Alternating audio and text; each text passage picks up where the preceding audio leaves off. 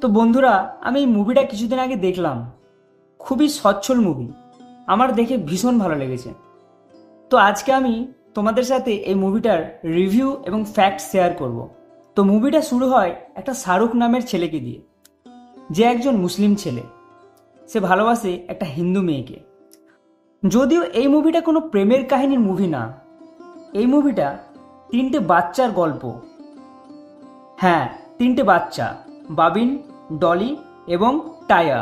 এরা তিনজন ছোটবেলা থেকে একজন ডাক্তার, একজন নার্স এবং একজন ইঞ্জিনিয়ার হতে চায়।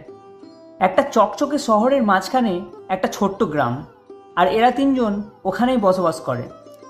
এরা তিনজনই গরিব পরিবার থেকে বিলং করে, যেখানে বাবিনের বাবা একজন দিনমজুর, টায়ার মা একজন প্রস্টিটিউট এবং ডলির মা একজন সিঙ্গেল প্যারেন্টস।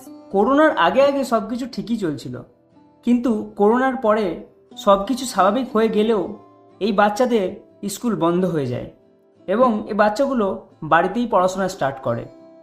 তো এই বাচ্চাগুলো খেলার ছলে একদিন ডিসাইড করে যে পাশে পাশে একটা বড় বিল্ডিং পড়ে আছে, যে বিল্ডিংটা অনেক দিন আগে তৈরি হয়েছিল কিন্তু তাতে কোনো রকম কাজ হয়নি। এবং এই বিল্ডিংটাকে এই বাচ্চাগুলো আব্বুলিস বাড়ি বলে চিহ্নিত করে।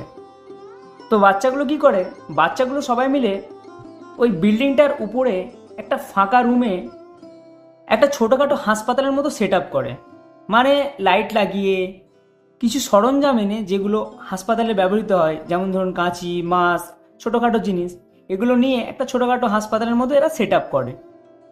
এবং এই বাচ্চাগুলোর শাহরুখের সাথে খুব ভালো বন্ধুত্ব। শাহরুখ একটি ভালো মনের মানুষ এবং সে সবার সাহায্য করে এবং সবার সাথে খুব ভালো ব্যবহার করে। তো শাহরুখ একটা মেয়েকে ভালোবাসে যে কিনা হিন্দু, এবং শাহরুখ ও তার গার্লফ্রেন্ড এরা দুজন সিদ্ধান্ত নেয় যে এরা পালিয়ে বিয়ে করবে। এরপর শাহরুখ বাড়ি থেকে জামা কাপড় গুছিয়ে বের হয়। এবার শাহরুখ বাড়ি থেকে জামা কাপড় গুছিয়ে বের হয় ওর গার্লফ্রেন্ডের সাথে পালিয়ে যাওয়ার জন্য। আর ওইদিকে এই বাচ্চাগুলো কি করে, তাদের গ্রামীণ হাসপাতালে সেখানে গিয়ে, এবং ওই হাসপাতালটার পাশে কিছু অক্সিজেন পড়ে থাকে, মানে সাপ্লায়াররা অক্সিজেন সাপ্লাই করতে আসে ওই হসপিটালে। আর সেখান থেকেই ওই বাচ্চাগুলো একটা অক্সিজেন তুলে নিয়ে যায়, কিন্তু অক্সিজেনটা ভারী থাকায় বিল্ডিংয়ের ওপরে তুলতে পারে না। ওই যে বিল্ডিংয়ের উপরে ওরা একটা ছোটোখাটো হাসপাতালের মতো তৈরি করেছে, ওখানে ওরা ওই অক্সিজেনটা রাখবে বলে সিদ্ধান্ত নেয়, কিন্তু সে অক্সিজেনটা তারা তুলতে পারে না। আর সেই সময় শাহরুখ আসে এবং ওরা শাহরুখকে বলে যে অক্সিজেনটা উপরে তুলে দিতে। তো শাহরুখও ওই অক্সিজেনটা উপরে তুলে দেয়। তারপর বাচ্চাগুলো শাহরুখকে বলে যে একটা অক্সিজেন মাস্ক কিনে আনতে। শাহরুখও ওদের কথা মতো অক্সিজেন মাস্ক কিনতে চলে যায় এবং একটি অক্সিজেন মাস্ক কিনে নেয় এবং ওই অক্সিজেন মাস্কটি বাচ্চাগুলোকে দিয়ে আসে। এরপর শাহরুখ চলে যায় ওর গার্লফ্রেন্ডের কাছে, কিন্তু ওর গার্লফ্রেন্ড তখন সিদ্ধান্ত নেয় যে না, ওরা পালাবে না।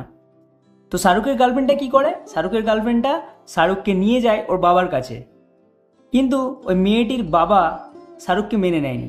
প্রথমত মুসলিম, দ্বিতীয়ত শাহরুখ একটি গরিব ঘরের ছেলে। তো ওই মেয়েটির বাবা শাহরুখকে কিছু বলে শাহরুখকে ওখান থেকে বের করে দেয়। এরপর কি হয়, শাহরুখ এবং ওর গার্লফ্রেন্ড বাইরে বেরিয়ে আসে এবং রাস্তার দিকে হাঁটতে থাকে। এইদিকে বাচ্চাগুলো খেলাধুলা শেষ করার পর যখন বাড়িতে ফিরে যায়, তখন দেখে ওই যে ডাক্তার হবে বলেছিল বাবিন, ওর বাবার খুব শরীর খারাপ, নিঃশ্বাস নিতে কষ্ট হচ্ছে। সেই সময় বাবিন আর টায়া ডাক্তার ডাকতে যায় হসপিটালে, কিন্তু সেখানে কোনো ডাক্তার ছিল না। সেই জন্য ওরা আবার বাড়িতে ফিরে আসে এবং বাড়িতে ফিরে আসার সময় রাস্তায় শাহরুখের সাথে দেখা হয়। আর তখন ওরা সব কিছু খুলে বলে যে বাবিনের বাবার শরীর খারাপ, ওরা হসপিটালে ডাক্তার ডাকতে গিয়েছিল তবুও ডাক্তার পায়নি। এইসব শুনে শাহরুখ বলে চল আমি যাই, গিয়ে দেখছি। তো ওরা শাহরুখকে সাথে করে নিয়ে যায় ওদের বাড়িতে। আর শাহরুখের গার্লফ্রেন্ডটা ছিল একজন নার্স। তো শাহরুখের গার্লফ্রেন্ডটা যখন দেখলো ওর বাবাটাকে, তখন বুঝতে পারলো যে এক্ষুনি তাকে অক্সিজেন দিতে হবে, না হলে হয়তো বাঁচানো নাও যেতে পারে। তো এই সময় শাহরুখ এবং ওই বাচ্চাগুলোর মাথায় একটা বুদ্ধি এলো যে তাদের ওই বিল্ডিংয়ের উপরে একটা অক্সিজেন রাখা আছে আর তার সাথে একটি অক্সিজেন মাস্কও।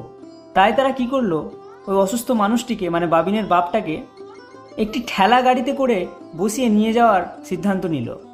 এবং আপনাদেরকে বলে রাখি, ওই যে ঠেলা গাড়িটি আছে ওটা কিন্তু টায়া বানিয়েছে, যে কিনা ইঞ্জিনিয়ার হতে চায়। তো ওরা সবাই মিলে বাবিনের বাবাকে ওই ঠেলা গাড়িটি করে ওখানে নিয়ে গেল এবং ধীরে ধীরে বিল্ডিংয়ের ওপরে তুলে তাকে অক্সিজেন দিল। অক্সিজেন দেওয়ার পর বাবিনের বাবা সুস্থ হয়ে উঠল। আর ওখানে সেই সময় যারা ওই গ্রামীণ হসপিটালে অক্সিজেন সাপ্লাই করতে এসেছিল তারাও এসে হাজির হয়, কারণ ওই বাচ্চাগুলো ওখান থেকে একটি অক্সিজেন নিয়ে চলে আসছিল। এরপর সেখানে ডাক্তারও আসে, সেখানে বাবিনের মাও আসে, আর ডলের মাও আসে। ডাক্তার এবং আর সবাই এই জিনিসটা দেখে অবাক হয়ে যায় যে এতটুকু বাচ্চাগুলো কীভাবে এগুলো করলো। সত্যি কি একটা চমৎকার ব্যাপার না, এত ছোট বাচ্চাগুলোর মাথায় যে কীভাবে এই বুদ্ধিগুলো এলো। এরপর ডলের মা বাবিনের মায়ের হাতে একটি প্যাকেট তুলে দেয় এবং সেই প্যাকেটের মধ্যে ছিল অনেকগুলো টাকা, এবং এই টাকাগুলো দিয়েছে টায়ারের মা। তখন বাবিনের মা ভাবে বাবিনের মা টায়ারের মাকে কতই না অপমান করেছে, খারাপ কথা বলেছে মনে মনে, কারণ টায়ার মা একজন প্রস্টিটিউট তাই জন্য। আর আজ এই বিপদের সময় সেই প্রস্টিটিউটই এই মেয়েটির পাশে এসে দাঁড়ালো।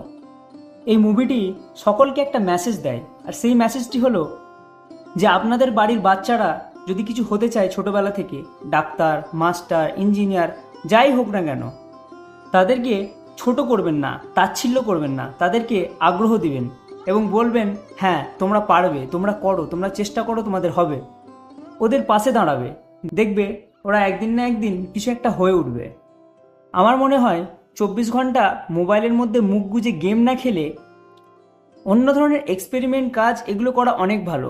তাই তাদেরকে আপনারা আগ্রহ দেবেন, ছোট করবেন না বা তাদেরকে অপমান করবেন না। আজকের জন্য এতটাই, আবার দেখা হবে কোনো একটি নতুন সামাজিক মুভির সাথে।